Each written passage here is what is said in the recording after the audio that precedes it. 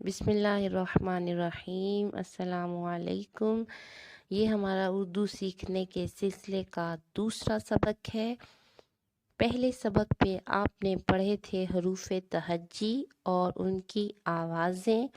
میں نے آپ کو بتایا تھا کہ حروف تہجی ویسے تو 37 ہیں، لیکن اگر ہم آوازوں کے لحاظ سے دیکھیں تو ان کی مستند اور مکمل تعداد 54 ہے، جو کہ آپ کے سامنے ہے۔ آئیے آج ہم دیکھتے ہیں ان آوازوں سے الفاظ کیسے بنتے ہیں۔ جیسے آپ کے سامنے یہ تصویر ہے ٹوپی کی۔ ٹوپی کے شروع میں کس چیز کی آواز آ رہی ہے؟ ٹ۔ جی شاباش، ٹ۔ آگے دیکھتے ہیں، یہ ایک بھیڑ ہے۔ بھیڑ کے شروع میں کس چیز کی آواز آ رہی ہے؟ بھ۔ جی بھ۔ آگے دیکھتے ہیں، یہ آپ کے سامنے ایک فوارہ ہے، اور فوارہ کس سے شروع ہوگا؟ ف۔ شاباش، فے سے شروع ہوگا۔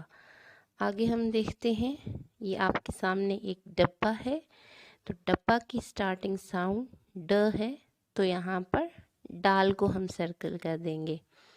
یہ آپ کے سامنے ایک مور کی پکچر ہے۔ مور کی سٹارٹنگ ساؤنڈ جی میم یعنی م ہے، ٹھیک ہے۔ آگے آپ کے سامنے ایک کتاب ہے، اور کتاب میں سٹارٹنگ ساؤنڈ ک، کاف لگے گی، ٹھیک ہے۔ آگے آپ کے سامنے پکچر ہے غبارے کی۔ غبارے کی شروع کی آواز غ ہے، تو ہم غائن کو سلیکٹ کر لیں گے، ٹھیک ہے۔ اب ہم دیکھتے ہیں حروف تہجی کی آدھی اشکال۔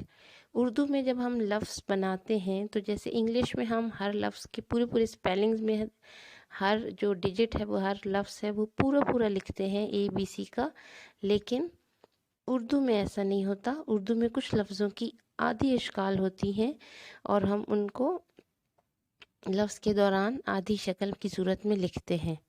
آپ کے سامنے بے، پے، تے، ٹے، سے کی آدھی شکل ہے۔ یہ ایک شوشے کی صورت میں ہوتی ہے، اور اس کے نقطے اتنے ہی ہوتے ہیں جتنے کہ پوری شکل میں ہوتے ہیں۔ پھر آگے جیم، چے، ہے، خے، یہ ایک طرح سے لکھا جاتا ہے آدھی شکل میں۔ یہ صرف اس کا سٹارٹنگ حصہ لکھا جاتا ہے آدھی شکل میں، جو کہ خمدار ہوتا ہے، اور نقطے اتنے ہی ہوتے ہیں جتنے پوری شکل میں ہوتے ہیں۔ سین، شین 3 شوشوں سے ظاہر کیا جاتا ہے، اور سین خالی ہوتا ہے، جبکہ شین کے اوپر 3 نقطے ہوتے ہیں۔ صاد کا شوشہ ہوتا ہے، ایک بیضوی دائرہ بنا کے آگے اس کا شوشہ بنا دیتے ہیں۔ اسی طرح ضاد کی آدھی شکل ہے۔ عین کی، غائن کی آدھی شکل ایک جیسی ہوتی ہے، یہ حمزہ کی طرح ہوتی ہے، یعنی آدھا عین اور غائن، اور اس کے اوپر غائن کے اوپر ایک نقطہ ہوتا ہے۔ فے اور کاف کی آدھی شکل سیم ہوتی ہے، ایک گوئل دائرہ بنا کے آگے ایک شوشہ بنا دیتے ہیں۔ فے کے اوپر ایک نقطہ اور کاف کے اوپر 2 نقطے ہوتے ہیں۔ کاف کش کی طرح، اس کی آدھی شکل ایک تو کش والی ہوتی ہے، اور ایک ہم اس کو گولائی میں بھی لکھتے ہیں۔ ہم اس کو گولائی میں تب لکھتے ہیں جب اس کے بعد الف اور لام آتا ہے، اور باقی سب صورتوں میں کاف کی آدھی شکل کش کے ساتھ لکھی جاتی ہے۔